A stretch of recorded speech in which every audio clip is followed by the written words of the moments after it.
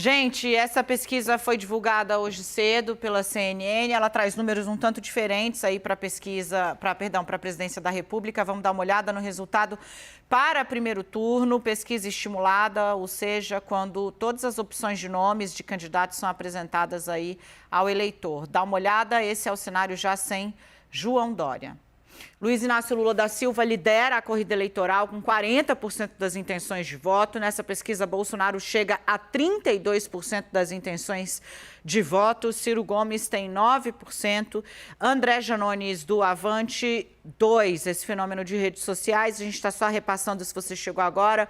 Simone Tebet, do MDB, também tem 2%. Luciano Bivar, do União Brasil, 1%. E aí vem o pessoal que não pontua: Vera Lúcia, do PSTU, Pablo Marçal, do PROS, Sofia Manzano, do PCB, Felipe Dávila, do Novo, Leonardo Péricles, do Unidade Popular, José Maria Mael, Democracia Cristã. Ninguém pontua. Brancos ou nulos aí nesse cenário sem João Dória chegam a 9%, não sabem ou não responderam 5%.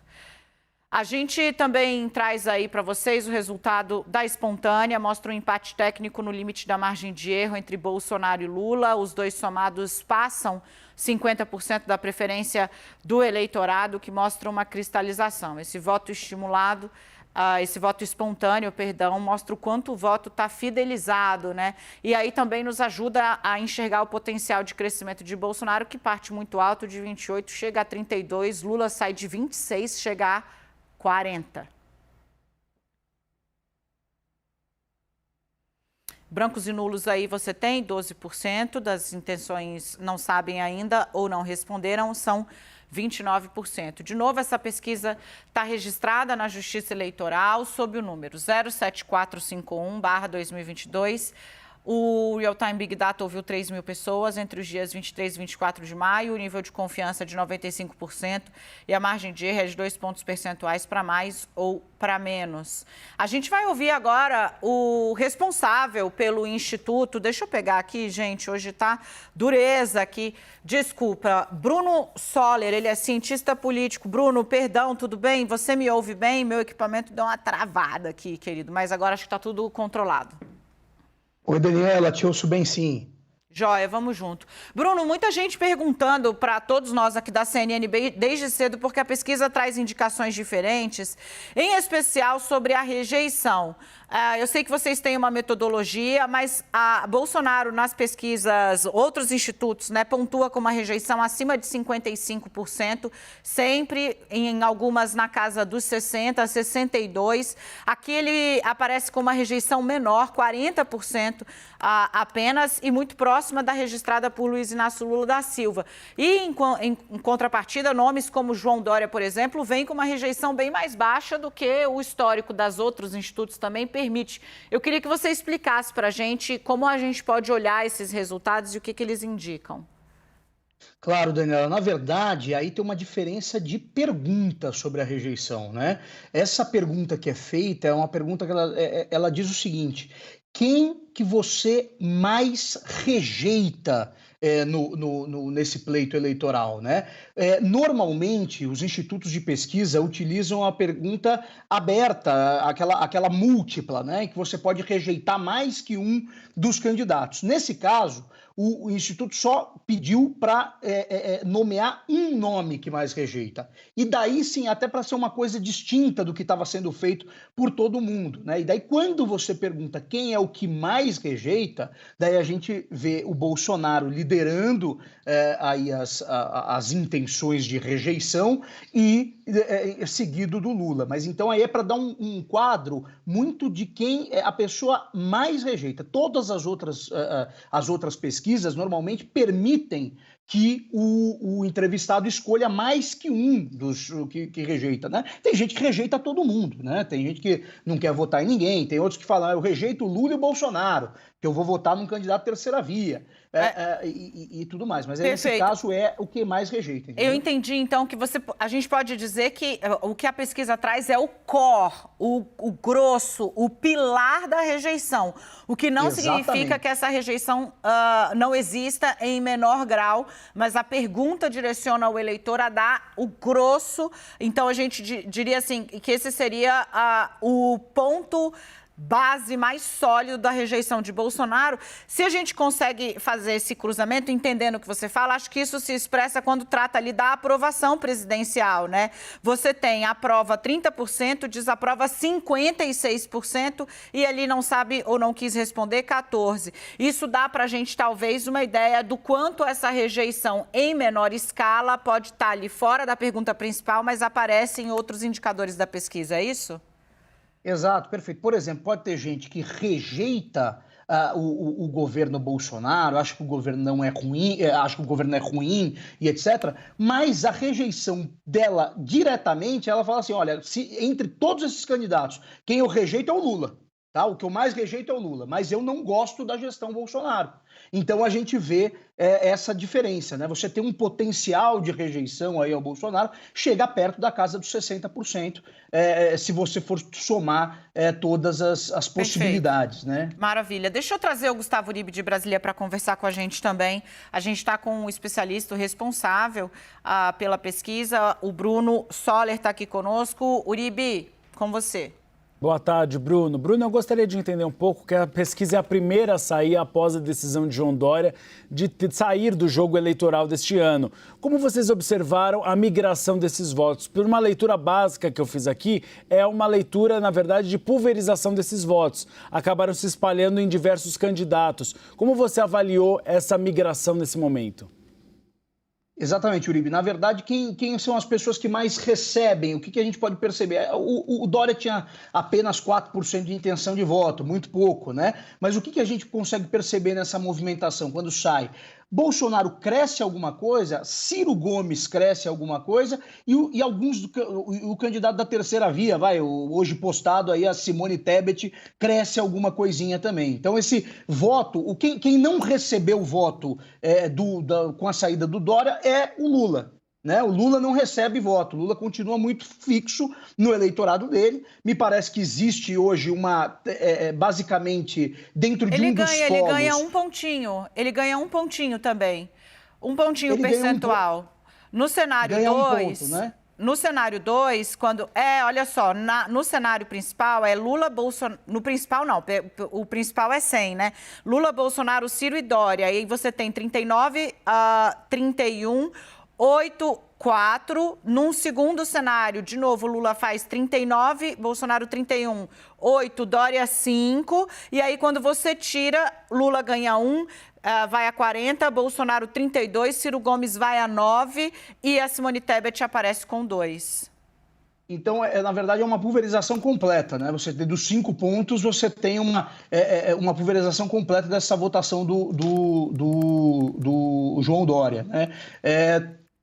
Me parece que o voto do João Dória é um voto que estava muito dentro de uma característica pessoal dele. Você percebe que quando a gente pergunta o motivo das pessoas estarem votando no João Dória, você vê que a característica pessoal é o que mais ganha destaque, né? Então era um voto muito dele, e isso acaba se espalhando quando ele sai do processo eleitoral, né? A gente tem essa movimentação, não é um voto que vai para determinado segmento. O que me parece com o andar da carruagem, fazendo os outros cruzamentos da pesquisa, pelo perfil do eleitor e tudo mais. Me parece que este voto do João Dória, com o tempo, a ficar entre Bolsonaro e uma terceira via. Tá? Essa é a previsão, pelo perfil eleitoral de quem está votando no João Dória, que é uma classe B2, B1, de renda média acima aí dos 5 salários, esse público, que é onde reside justamente a maior rejeição ao Lula. Então, me parece que com o tempo, a tendência é que esse voto acabe indo para esse polo, tá? Vamos ouvir o Leandro Rezende a respeito desse assunto? Obrigado, Dani. Bruno, obrigado por estar conversando conosco. Eu queria tirar uma dúvida sobre a resiliência do André Janones, que em todas as pesquisas ele aparece ora à frente da Simone Tebet, ora empatado numericamente. Então, a pesquisa de hoje mostra que esses votos do André Janones vêm da onde? Que é um deputado federal que não é muito conhecido, de um partido pequeno. Da onde que vêm esses votos dele, Bruno? Olha, o André Janones tem um voto que é impressionante, realmente, quando a gente faz qualitativas aí pelo Brasil todo grupo tem alguém que diz aí que pode votar no André Janones. É incrível isso, mas ele tem uma penetração que vem desde da movimentação dele, quando é um dos líderes ali da greve dos caminhoneiros, como também, e daí acho que isso que consolida demais o nome do André Janones, é quando ele sai como o pai do auxílio emergencial, como o cara que brigou para que o auxílio tivesse na faixa aí dos R$600, né? E você, quando cruza quem é esse eleitor que pode ir para o André Janones, é muito nítido que é um eleitor de classe mais baixa, um eleitor de classe D, que poderia votar no Lula também, mas vê no André Janones meio que um justiceiro social, sabe? Ele tem esse perfil. E as redes fazem com que chegue essa informação do André Janones e ele tenha essa boa performance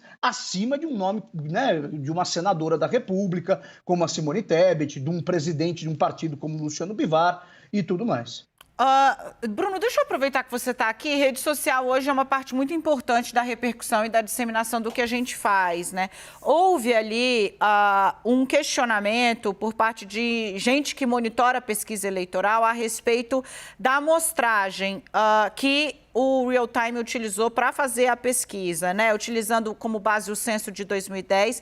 As pesquisas, gente... Bruno, desculpa, essa é a sua área. Se eu falar uma mega besteira, você me corrige, mas é para tentar explicar. A pesquisa, ela obviamente não vai ouvir todos os 200 milhões de brasileiros que podem ou poderiam votar. Então, o que você faz? Você pega uma xícara enorme de água, que são todos os eleitores, pega um conta-gota, puxa um pouco, o que você vai ter aqui é água, se todas as proporções forem respeitadas. Então, o que o Instituto tem de fazer é seguir as proporções que dão as balizas sobre o macro do eleitorado, reproduzir isso num conta-gotas, num número menor de entrevistas. Eu queria saber se você gostaria de explicar isso, se houve uma diferença na amostragem, se foi utilizado o censo de 2010 ou a PNAD de 2021, qual é a base, para que aí fica tudo bastante claro e a gente segue fazendo análise dos números, que é o que nos importa, de fato.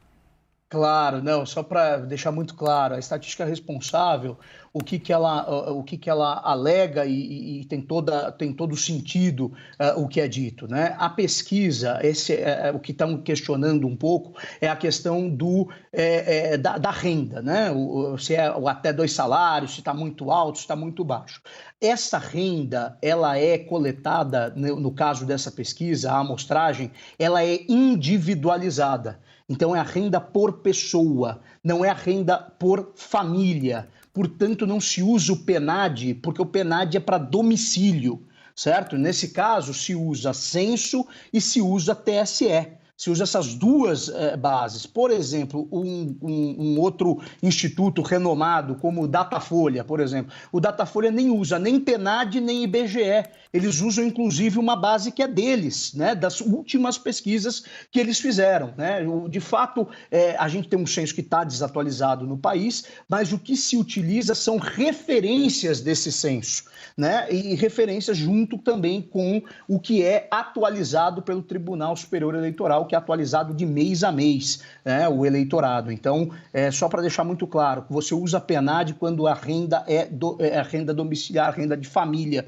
E, nesse caso, a renda não é considerada como de família, é renda pessoal, certo? Então, por isso que não se usa a PNAD. Maravilha. Bruno, muitíssimo obrigada. Bruno Soller, do Real Time Big Data, está aqui trazendo as informações, explicando questões a respeito da pesquisa. Muitíssimo obrigada, meu caro. Portas abertas, você nos ajudou muito em 2020, seguirá nos ajudando em 2022. Até a próxima. Obrigado, querido. Um abraço para todos vocês.